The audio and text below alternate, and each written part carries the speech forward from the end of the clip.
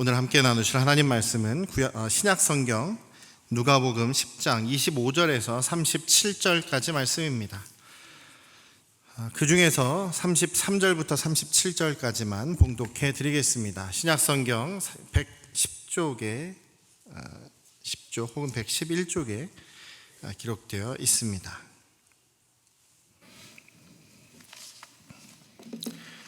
누가복음 10장 33절에서 37절까지 봉독해 드리겠습니다. 어떤 사마리아 사람은 여행하는 중 거기에 이르러 그를 보고 불쌍히 여겨 가까이 가서 기름과 포도주를 그 상처에 붓고 싸매고 자기 짐승에 태워 주막으로 데리고 가서 돌보아 주니라. 그 이튿날 그가 주막 주인에게 데나리온 둘을 내어주며 이르되 이 사람을 돌보아 주라. 비용이 더 들면 내가 돌아올 때에 갚으리라 하였으니 내 생각에는 이 세 사람 중에 누가 강도 만난 사람의 이웃이 되겠느냐.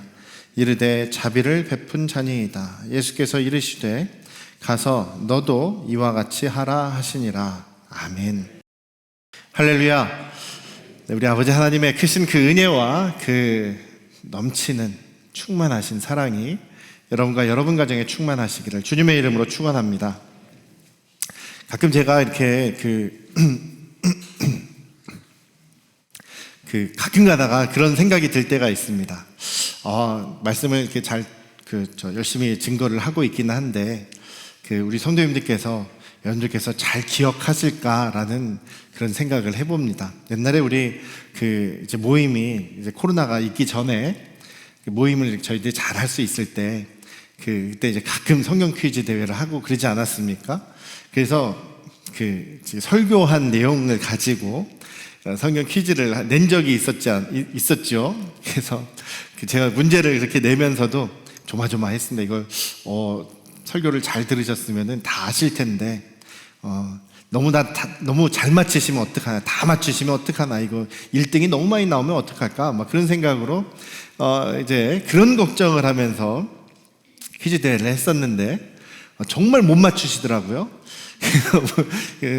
그래서 이게 설교 내용을 가지고 이렇게 성경 퀴즈 대회를 했더니 정말 못 맞추시는 거예요. 그래서 그때 좀 그런 생각이 들어서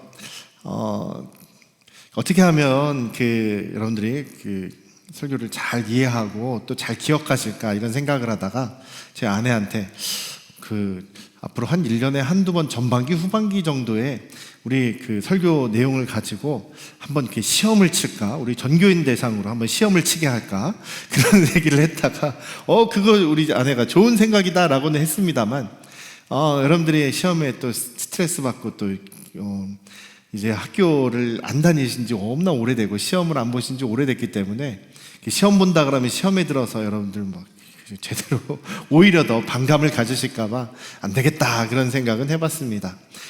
주보에 설교의 내용을 이렇게 좀 요약해서 좀 중요한 질문들을 거기에다 적어드리고 있지요. 그래서 이거를 의무적으로 하라라고 이렇게 하지는 않았습니다만, 거기에 이렇게 한번 설교 들으시면서 답을 한번 적어 보십시오. 그리고 마지막에는 그러면 내가 이 오늘 말씀을 가지고 한 주간을 어떻게 살아갈 것인가, 내가 어떻게 그러면 순종하고 실천할 것인가를 한번 적어 보시면, 이것을 매주 적으시면 이것이 또 일기처럼 되지 않겠습니까?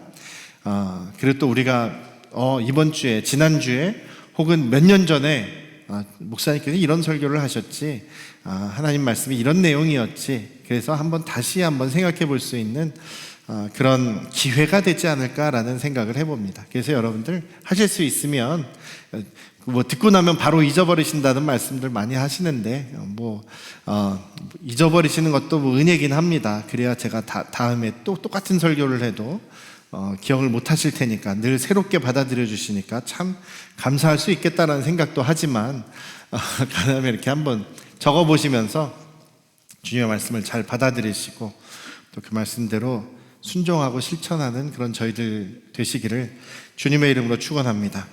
계속해서 제가 지금 좀 강조하는 것이 이웃을 정말 내 자신처럼 사랑하는 것이 무엇인지, 우리가 이웃을 정말 나 자신처럼 사랑해야 된다라는 얘기를 좀 계속하고 있습니다. 처음에 우리 하나님께서 아브라함을 부르시는 목적, 또 우리 그리스도인을 부르시고 구원하신 목적이 무엇이냐라는 얘기를 하지 않았습니까? 나를 통해서 세상의 모든 사람들이 같은 복을 얻게 되는 것. 무슨 복입니까? 예수 그리스도를 믿음으로 하나님의 자녀가 되는, 세상 모든 민족들이 구원받게 되는 그런 복을 받을 수 있도록 우리가 그렇게 살아야 한다라는 이야기를 하지 않았습니까? 그래서 처음 시간부터 저는 우리의 이웃이라고 하면, 우리의 이웃은 세상 모든 사람들이다라고 말씀을 드렸습니다. 그래서 이웃을 사랑하는 것이라고 하면 지금도 여러분들이 좀 막연하게 생각하시는 경우가 많이 있어요. 왜냐하면 우리가 뭐 텔레비전이나 아니면은 뭐 대중가요나 뭐 여러분들 요즘 많이 듣고 좋아하시는 트로트나 이런 것들을 들으시면 전부 다 사랑을 뭐라고 얘기하냐면 감정이라고 얘기하지 않습니까? 사랑을 감정이라고 생각해요. 세상의 문화는 그렇습니다. 사단도 그렇게 속이고 있습니다. 감정이라고 막 얘기해요. 그래서 감정은 좋았다 나빴다 할 수 있는 거니까, 감정이 좋으면 뭐 내 결혼 생활을 유지하다가 더 이상 이제 저 사람에 대한 사랑의 감정이 없으면 그냥 너무 쉽게 이혼하는 그런 경우도 있지 않습니까? 가정이 쉽게 무너지고, 또 다른 사람들과의 관계에서도 내 감정에 쉽게 좌우되는, 그 중심에는 내가 있는 것이죠. 내 감정, 내가 좋아하는 대로, 내가 하고 싶은 대로 하는 그런 죄성이 우리의 주인, 중심에 있기 때문에 사랑이라는 것도 감정이라고 한다면 너무 쉽게 그렇게 내가 좋으면 하고 싫으면 안 하는 그런 모습이 되어버리는 것이 경우가 많습니다. 그런데 성경에서 말씀하고 있는 사랑은, 하나님께서 저희를 사랑하시는 사랑은, 예수님께서 저와 여러분들과 세상을 사랑하시는 그 사랑은 감정의 사랑은 아닌 것이 더 많다라는 거죠. 물론 감정적인 부분도 있습니다. 하나님께서 우리를 얼마나 사랑하시는지 우리를 보실 때마다 정말 사랑스러워서 어찌할 바를 모르신다라는 그 사랑에는 물론 감정도 있습니다만, 우리 하나님의 사랑은 우리를 위해서, 우리가 죄인일 때에 자신의 독생자를 십자가에서 죽게 만드시는 사랑입니다. 예수님의 사랑은 정말 죄인인 우리들을 위해서 자신이 직접 죽으시는 사랑입니다. 친구를 위해서 자기 목숨을 버리는 것보다 더 큰 사랑이 없다라고 말씀하시죠. 예수님께서 또한 말씀하시는 사랑은 나의 계명을 지키는 것이다. 하나님의 계명을 지키는 사람이 하나님을 사랑하는 사람이고, 나의 계명을 지키는 사람이 나를 사랑하는 사람이다 라고 말씀하셨죠. 성경에서 여러분들 계속 찾아보시고, 저는 매일 묵상하셔도 되는 말씀이 고린도전서 13장 말씀이라고 생각합니다. 사랑장이죠. 사랑은 오래 참고, 사랑은 온유하고, 사랑은 시기하지 않고, 교만하지 않고, 무례하게 행하지 않고, 또 불의를 기뻐하지 않고 진리와 함께 기뻐하며 모든 것을 바라고 견디고 참고 인내하는, 뭡니까? 행동이죠. 우리의 삶이죠. 그것이 사랑이라고 말씀하고 계십니다. 지난주에 빌 게이츠에 대한 얘기를 잠깐 언급을 했습니다만, 그 주보 칼럼에 아니나 다를까 그 빌 게이츠에 대한 사생활들이 이제 막 폭로가 되기 시작하는데, 아니나 다를까 성적인 문제, 그런 그 간음의 문제가 그 집에도 그렇게 크게 영향을 끼치고 있더라고요. 세상이 말하는 사랑은 그렇습니다. 자기가 감정적으로 좋아하면 그게 사랑이고, 그 사랑이 식으면 사랑이 끝날 수 있다, 그렇게 이야기를 하죠. 저는 항상 사랑을, 전부터 그랬습니다만, 사랑은 감정이 아니라, 물론 감정도 포함됩니다만, 사랑은 삶이다, 행동이다, 말과 행동의 실천이다라고 계속 말씀을 드려왔습니다. 그랬더니 옛날에 어떤 그 여성분이 저한테 그렇게 얘기를 하더라고요. 목사님, 저는 사랑을 참 잘하는 것 같습니다. 저는 정말 목사님 말씀대로라면 정말 원수까지 사랑하고 있거든요. 그러세요? 누구 원수를 사랑하고 계십니까? 그랬더니 제 원수 같은 남편을 사랑하고 있습니다. 어떻게 사랑하시는데요? 네, 저 삼시세끼 꼬박 밥을 차려주고요. 뭐 나가 죽으라는 얘기도 안 하고요. 네, 그래도 그냥 왔냐라고 하고, 그 분의 이야기를 들어보니까 결혼을 하고 나서 이제 옛날 저희들의 문화는 시집가면 출가 외인이다라 그러지 않습니까? 남편밖에 이제 의지할 사람이 없는 거예요. 시집에 들어가서 그 시댁 식구들과 함께 이제 며느리로 살아가는데, 남편은 그렇게 자기를 구박하고 때리고, 그리고 지금까지 한 번도 생활비를 갖다 준 적이 없다는 거예요. 생활비를 갖다 준 적이 없어요. 제가 뭐 바느질하고 밖에 나가서 일하고 해서 아이들 학비 보내고요. 아이들 학비, 그리고 아이들 먹일 거 했고요. 남편은 어디서 돈을 버는지 안 버는지 잘 모르겠습니다만 한 번도 저에게 생활비라고 던져준 적이 없습니다.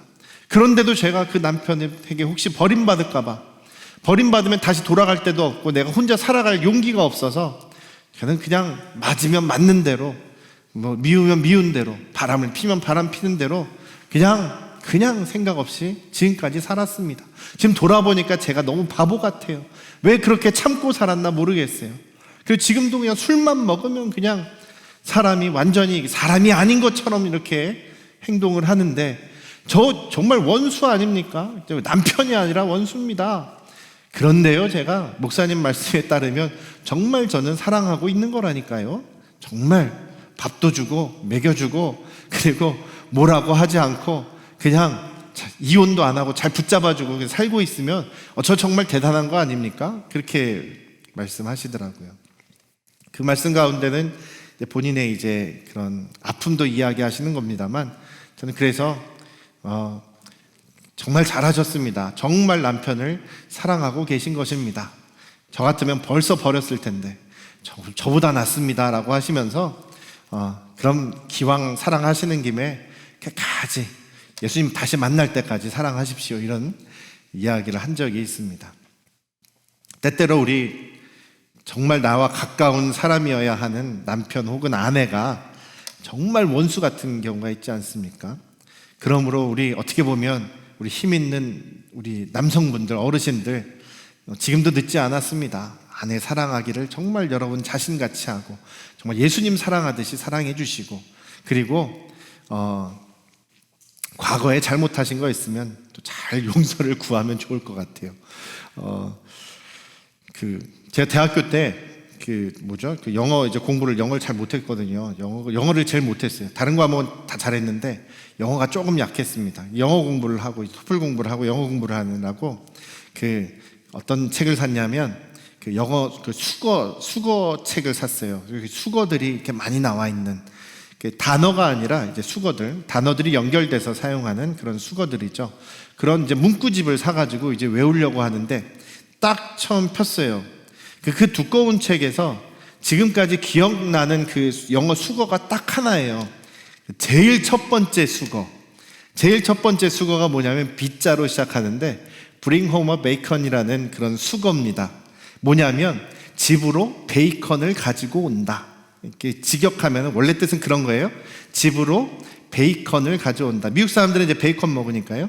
근데 그 수거 뜻이 뭐냐면요, 집으로 베이컨을 가지고 온다가 아니라 가장 노릇한다라는 뜻이랍니다. 가장 노릇한다라는 뜻이래요.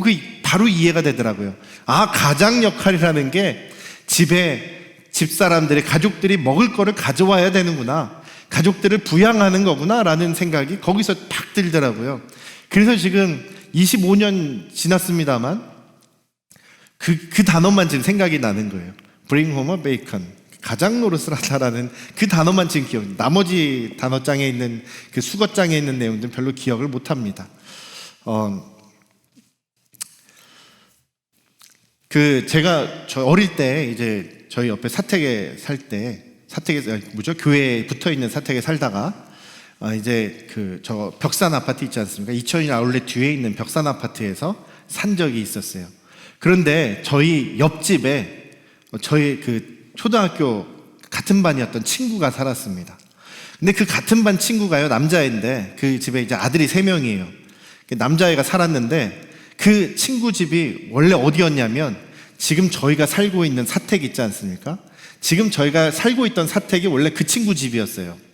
그 친구 집이었는데 저희가 이제 그 집을 사택을 산 거는 이제 오래 후의 일이지만 그 사택을 지금 그 자리를 팔고 그 벽산으로 이사를 온 거예요.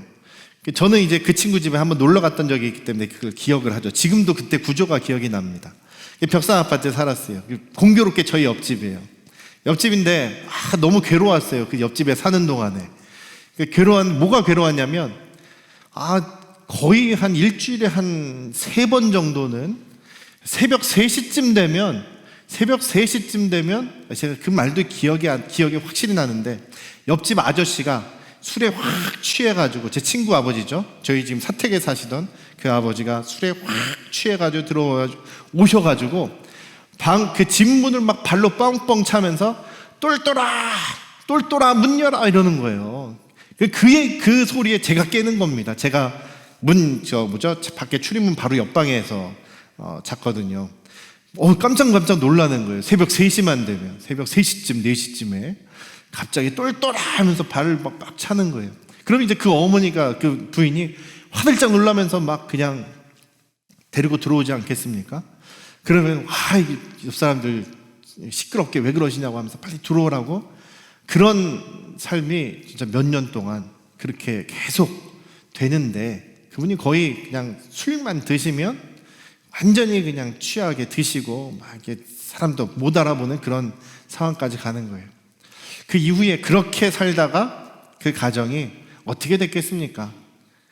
불행해졌죠. 그 부인이 일찍 치매가 걸려서 일찍 돌아가셨고, 아들들도 보니까 별로 이렇게 행복하게 잘 성장하지 못한 것 같더라고요. 원래 공부도 잘하는 친구였는데. 그 아버지도 알코올 중독이니까 건강할 리가 없죠. 오래 살지 못하시는 것을 본 적이 있어요. 그래서 이웃을 사랑하라는 얘기를 하면서 그렇습니다. 가장 가까운 이웃은 누구냐면 가족이라는 거, 가정의 달이라서 이런 말씀을 드리는 것이기도 합니다만, 정말 우리 이웃, 가정을 정말 지금 깊이 생각해 주시고 하나님 말씀 안에서 가정을 사랑하시되, 특히 부부가 사랑하시기를, 서로 존중하고 서로 이해하고, 아까 말씀드린 것처럼 원수 같을지 모르겠지만 원수도 사랑하라고 하셨으니 주님의 사랑으로 그렇게 실천하시기를 주님의 이름으로 축원합니다. 오늘 이 누가복음 10장 말씀, 우리가 너무나 잘 아는 선한 사마리아인의 비유죠. 근데 원래 이 제목이 좀 틀린 것 같아요. 이웃에 대한 비유입니다. 이웃, 강도 만난 자의 이웃에 대한 비유, 혹은 너의 이웃이 누구이냐에 대한 비유라고 할 수 있겠습니다. 예수님을 지금 시험하기 위해서 한 율법 교사가 예수님께 와서 예수님께 물어봅니다. 선생님, 제가 무엇을 행해야지, 무엇을 해야 영생을 얻을 수 있겠습니까? 라고 물어보는데, 그 목적이 예수님을 시험하는 목적이다라고 말씀드렸죠. 이 율법 교사는 주로 바리새인들에 속한 사람들이고요, 율법을 잘 아는 사람들이에요. 그래서 돈을 받고 율법을 가르치는 사람, 그리고 사람들이 이제 율법에 대해서 물어볼 때 돈 받고 율법을 가르쳐주는 사람, 오늘날로 따지면 법률가, 변호사 같이 될 수 있겠죠. 법을 잘 아는 사람이 돈을 받고 법을 가르쳐주는 거니까요. 율법 교사들은 대부분 정말 모세의 율법, 구약의 율법을 잘 아는 사람이겠죠. 잘 아는 사람이니까 지금 예수님을 시험하는 겁니다. 저 예수라는 사람이 지금 돌아다니면서 하나님 나라 복음이라고 얘기하고 있는데, 정말 하나님의 말씀 법을 잘 알고 있는지 시험해 보려고 하는 거죠. 그리고선 예수님을 시험했습니다. 그랬더니 예수님께서, 그래? 그럼 율법에 뭐라고 나와 있는데? 그랬더니 자기가 시험하려고 했는데 오히려 자기가 답을 막 얘기합니다. 하나님을 사랑하고 이웃을 내 자신처럼 사랑하는 겁니다 라고, 하나님을 정말 내 생명을 다해 사랑하고 이웃을 정말 나 자신처럼 사랑하는 겁니다 라고 이야기하죠. 그랬더니 예수님이, 그래, 맞아, 네가 잘 알고 있구나, 그렇게 행해라, 그렇게 실천해라, 그럼 내가 살 것이다, 영생을 얻을 것이다 라고 말씀하고 있습니다. 자, 이 사람이 이제 너무나 기분 좋습니다. 저 사람도 나랑 똑같은 생각을 하고 있구나, 저 사람도 나랑 같은 부류구나 라고 지금 생각을 합니다. 그래서 한 걸음 더 나가죠. 인정을 받기 위해서, 예수님께 하나를 더 이야기를 합니다. 하나 더 물어봅니다. 자기를 옳게 보이려고. 무슨 얘기예요? 예수님에게 인정받기 위해서, 예수님에게 칭찬받고 위해서 저 사람도 가장 큰 계명을 알고 있으니까 내가 지금 얼마나 잘 실천하고 있는지를 알아줄 거야. 내가 이 대답을 잘하면 예수님께서 당신은 정말 잘하고 있습니다. 정말 당신은 하나님의 계명을 잘 지키고 있습니다. 당신 같은 사람이야말로 하나님 나라 천국에 가고 영생을 얻을 것입니다. 이렇게 칭찬받을 것을 지금 기대하면서 예수님께 물어보는 겁니다. 그럼 제 이웃이 누구입니까? 라고요. 이 질문을 왜 했겠습니까? 자기는 지금 이웃을 사랑하는 것을 잘 실천하고 있습니다라는 것을 지금 드러내기 위해서입니다. 근데 예수님께서는 그래? 라고 하시면서 이 강도 만난 사람의 이야기를 해주십니다. 예수님께서 비유로 말씀하실 때는 무슨 이유에서냐면 지금 이 율법교사가 착각하고 있죠. 교만해서 착각하고 있습니다. 자기는 하나님의 율법을 잘 지킨다고 생각하고 있는데, 자부하고 있는데 예수님께서 너 지금 잘 못하고 있어, 너 그게 아니야 라는 것을 가르쳐 주시기 위해서 비유로 설명해 주시는 겁니다. 깨닫고 제가 잘못했습니다 회개하면 구원을 얻는 것이지만 끝까지 받아들이지 않으면 그냥 죄 가운데 있는 거기 때문에 예수님께서 네가 잘못하고 있다라는 것을 그냥 찍어서 얘기하지 않으시고 비유로 설명해 주시는 겁니다. 그러면서 비유로 얘기하시면서 지금 강도 만난 사람 얘기를 하죠. 강도 만난 사람은 유대인입니다. 유대인이라고 특별히 얘기하지 않으면 유대인 남자를 얘기합니다. 유대인이 예루살렘에서 일하고 이제 자기가 살고 있는 여리고로 돌아가는 그런 길이었다는 거죠. 그런데 강도를 만나서 다 죽어가게 생겼습니다. 강도에게 얼마나 많이 맞았는지 피를 철철 흘리고 척 봐서는 저 사람이 죽었다라고 생각할 정도로 지금 생명이 위험한 상황이라는 것이죠. 거기에 하필이면 제사장이 지나가고 레위 사람이 지나갑니다. 예수님께서는 딱 두 사람 예를 들죠. 제사장하고 레위 사람. 어떤 사람들입니까? 제사장과 레위 사람은 둘 다 성전에서 일하는 사람들이죠. 둘 다 성전에서 일하는 사람들이고 무슨 일을 합니까? 하나님을 섬기는 일을 합니다. 제사장은 하나님께 제사 드리는, 예배 드리는 일을 하고 또 이스라엘 유대인들을 위해서 하나님의 백성들을 위해서 회개를 하는 속죄 제사를 드리는 일을 하지 않습니까? 또 레위 사람들은 예배를 돕는 일을 합니다. 제사를 돕는 일, 성전을 운영하는 일도 하고 어쨌든 두 사람 다 하나님을 섬기는 일을 하죠. 당연히 율법을 철저하게 알고 지키는 사람들이다라는 것입니다. 철저하게 율법을 지키는데 특별히 이 사람들이 정말로 열심히 지키는 법이 뭐냐면 정결법이에요. 정결법이 뭐냐면 더러운 게 묻거나 더러운 게 이렇게 몸에 생기지 않도록 하나님을 섬기는 일을 하기 전에는 무조건 잘 깨끗하게 씻어야 되고, 하나님을 섬기는 일을 하기 전에는 시체를 만져서도 안 되고 시체를 봐도 안 좋고, 그리고 시체로부터 이렇게 피가 튀어도 안 되고 피를 묻혀서도 안 되고, 그리고 또 더러운 오물을 뒤집어 써도 안 되고, 그렇게 만약에 더러움을 이제 옷이나 몸에 피가 튀거나 더러운 일이 생겼다라고 하면 적어도 한 3일 정도, 길면은 막 일주일 이상을 성전에 못 나가는 거예요. 하나님을 섬기는 일을 할 수가 없는 겁니다. 그래서 그랬는지는 모르겠지만 이 사람들은 저 강도 만난 사람을 보자마자 어떻게 하냐면 제사장이나 레위인이나 똑같습니다. 31절 32절을 보시면 뭐라고 되어 있어요?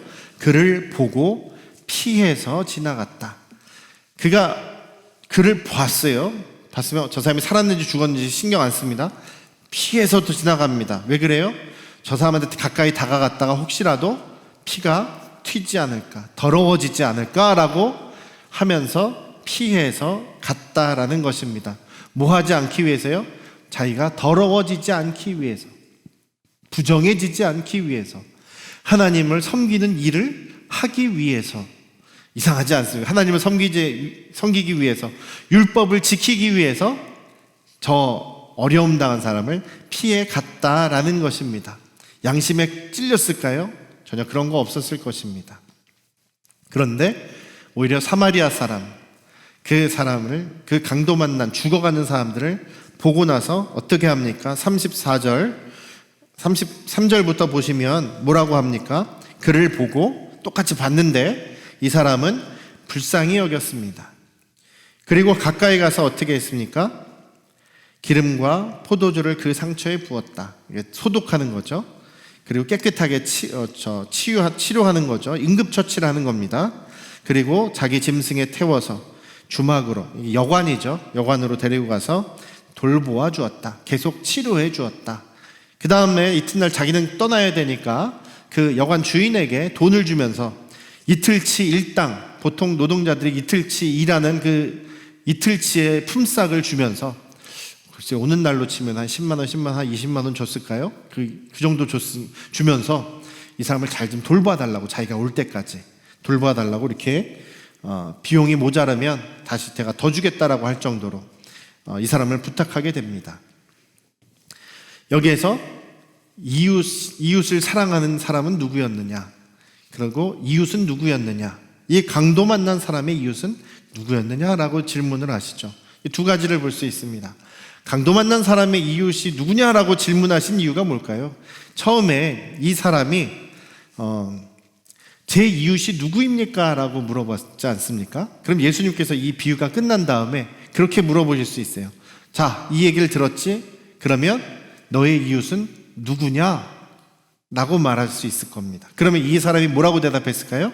예, 강도 만난 사람입니다 라고 할 수 있겠죠. 강도 만난 사람입니다 라고 할 수 있었을 거예요. 근데 예수님께서는 그렇게 질문 안 하셨어요. 질문을 뭐라고 하시냐면 바꿔서 말씀하십니다. 이 강도 만난 사람의 이웃은 누가 되겠느냐라고 말씀하셨어요. 거기에 두 가지가 있습니다. 예수님께서 지금 그러면 이제 누구라고 대답해야 돼요, 여러분? 강도 만난 사람의 이웃은 누구였습니까? 사마리아 사람이죠. 그게 정답이죠. 예수님께서도 그 정답을 듣기 원하신 거예요. 이 율법 교사의 입에서 사마리아 사람입니다 라는 대답을 듣기를 원하신 거예요. 그런데 이 사람은 기분 나빴을 거예요. 그러면서 사마리아 사람입니다 라고 얘기하지 않습니다. 뭐라고 얘기합니까? 37절에 자비를 베푼 사람입니다. 자기 입으로 사마리아 사람이라고 인정하기 싫은 거예요. 왜 그렇습니까? 유대인들은 자기의 이웃이라고 하면 자기의 동족이라고 생각을 했어요. 내 동족만이, 내 친족만이 내 이웃이다라고 생각을 했어요. 그 사람들이 생각하는 이웃의 범위는 굉장히 좁습니다. 자기 이스라엘 민족, 그 사람들만이 자기의 이웃이다라는 거예요. 이 이웃을 내 자신같이 사랑하라는 범위에 그 정도밖에 없습니다. 그거보다 더 적어요. 뭐가 또 빠지냐면 저 사마리아 사람들은 자기 이웃에서 빠집니다. 왜 그러냐면 저 사마리아 사람들은 혼혈된 사람들이기 때문에, 우리와 같은 말을 하고 같은 문화를 가지고 있고 같은 하나님을 섬긴다고는 하지만 저 사람들은 피가 더러워졌어요. 아수르 제국에 의해서 유대인들이 피가 이제 혼혈이 됩니다. 혼혈 정책을 써요. 이방 민족들하고 막 결혼하게 합니다. 사람들이 지금 예루살렘, 이스라엘에 살던 사람들을 다 끌어다가 다른 나라에 흩어버립니다. 다른 지역에 흩어버려요. 거기서 살아남으려고 하다 보니 뭐 이방 사람들하고 이렇게 혼인도 하겠죠. 그렇게 수백 년 살다 보니 피가 혼혈이 됐어요. 그리고 나서 나중에 페르시아 제국 때, 파사 제국 때 다시 이제 이스라엘로 돌아오라는 것을 허락받습니다. 다시 자기의 뿌리를 찾아서 돌아왔지만 혼혈되어 있다고 해서 자기 민족으로 받아주질 않습니다. 유대인들이 말이죠. 그래서 이 사마리아 사람들은 정말 사람 취급도 못 받는 이방 사람들하고 똑같이 취급당하는 그런 사람들이었다라는 것입니다. 지금 율법 교사의 머릿속에는 이웃이 누구입니까? 라는 것에 이방인은 원래 없고요, 사마리아 사람도 없습니다. 또 한 가지가 빠지는데 누가 빠지냐면 세리들이나 창기들이나 죄인들이 또 빠집니다. 그 사람들은 죄를 지는 죄인들이기 때문에 내 이웃이 될 수가 없다라고 빠져 있습니다. 그러니까 지금 이 율법 교사에게 있어서 이웃은 누구가 되겠습니까? 자기처럼 율법을 그래도 잘 알고 지키는 자기 민족, 자기 동료들을 생각하겠죠. 끼리끼리라는 말이 여기서 나올 수가 있겠습니다. 동족이라고 하면서, 이웃이라고 하면서 자기하고 비슷한 수준의 사람만을 생각하는 것이 율법 교사라는 것입니다. 여러분들도 혹시 율법 교사와 같은 이런 생각을 갖고 계시지 않으십니까? 우리가 머리로는 세상 모든 사람이 이웃이죠. 맞습니다. 저기 안 보이는 사람도 제 이웃이 될 수 있습니다. 그런데 실제로는 나하고 친한 사람만, 나에게 잘해주는 사람만, 나하고 생각이 맞는 사람만, 나처럼 나와 비슷한 수준에 있는 사람만, 내가 친해야 되는 사람, 내가 함께 교제해야 되는 사람, 내가 이웃으로서 살아가야 되는 그런 사람이라고 생각하고 있지는 않느냐라는 것이죠. 그렇다고 한다면 우리도 여전히 주님 앞에 교만한 이 율법 교사 같은 사람이다라는 것입니다.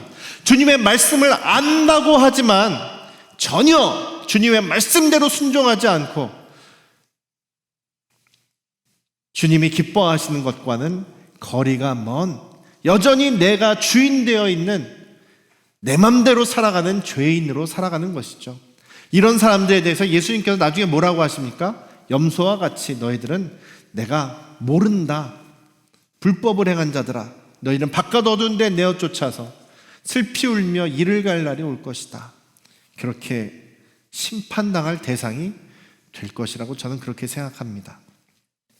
사랑하는 우리 안양 성도교 가족 여러분, 예수님께서 뭐라고 물어보시냐면 누가 강도 만난 자의 이웃이 되겠느냐, 이웃이 되어 주었느냐라고 얘기를 합니다.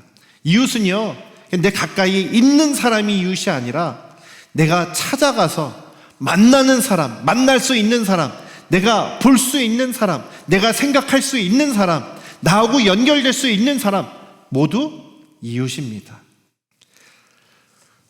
지구 반대편에 있는 사람도 저의 이웃이 될 수가 있습니다. 그 모든 사람들이 나의 이웃입니다. 그런데 이웃 중에는 정말 하나님 나라에서 함께 만날 수 있는 영적인 가족들도 있고, 여전히 죄악에 있어서 하나님의 잃어버린 자녀들도 여전히 있습니다. 그 모든 사람들이 다 나의 이웃이다라는 것입니다.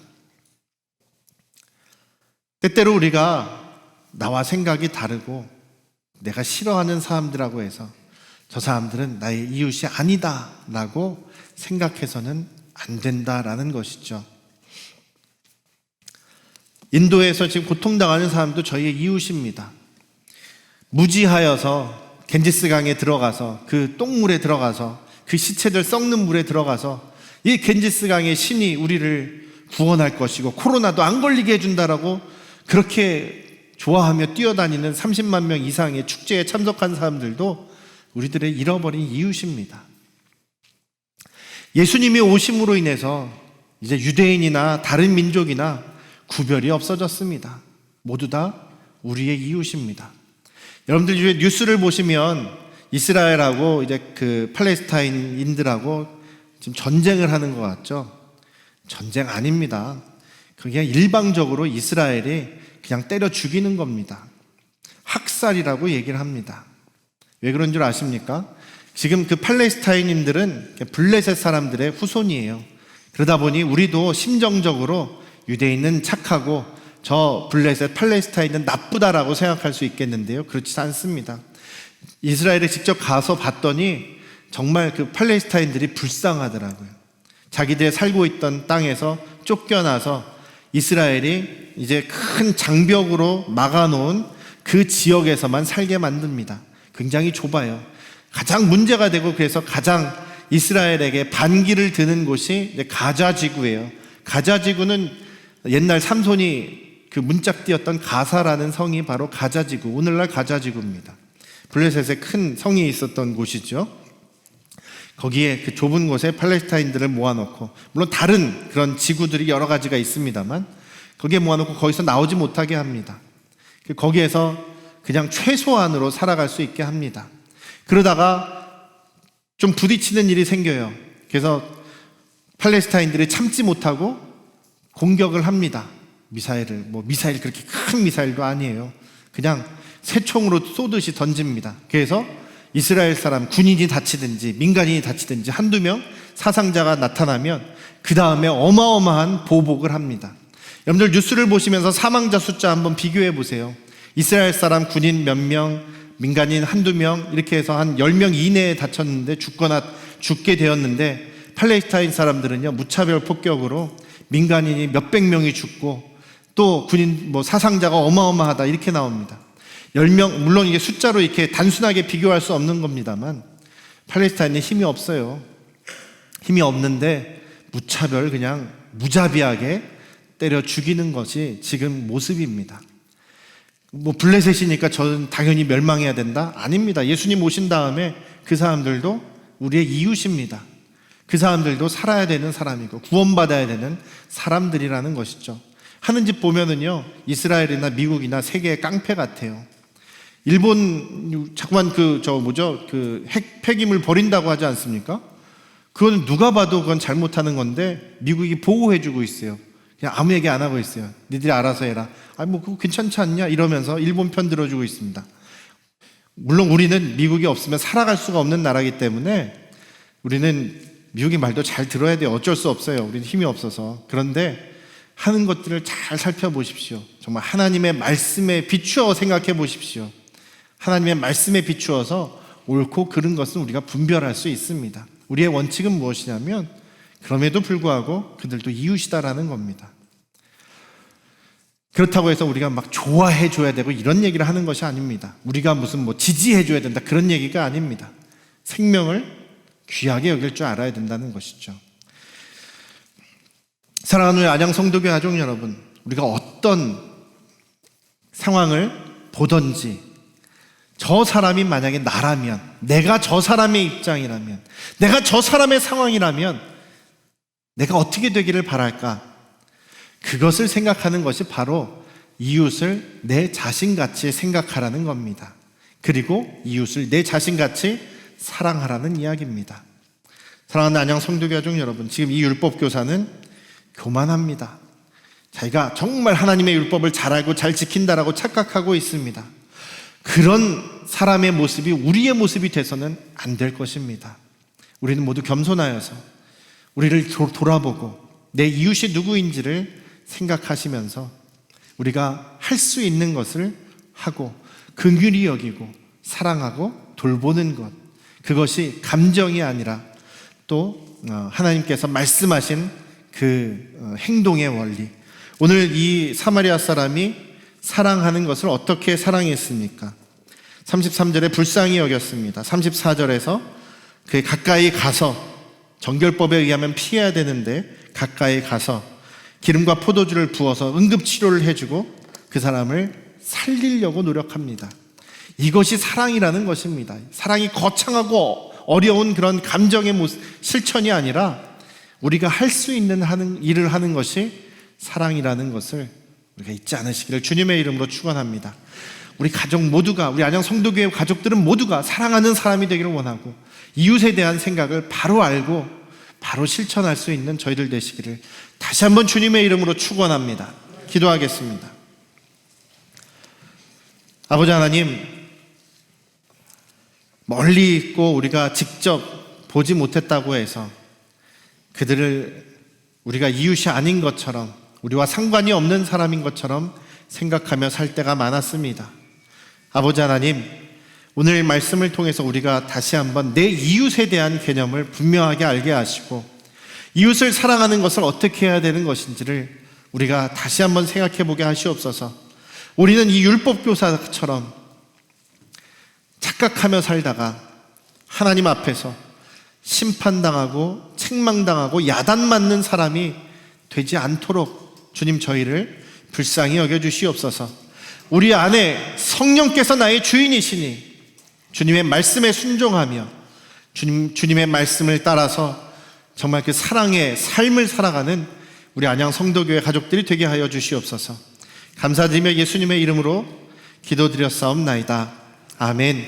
이제는 우리를 죄에서 구원하신 예수 그리스도의 은혜와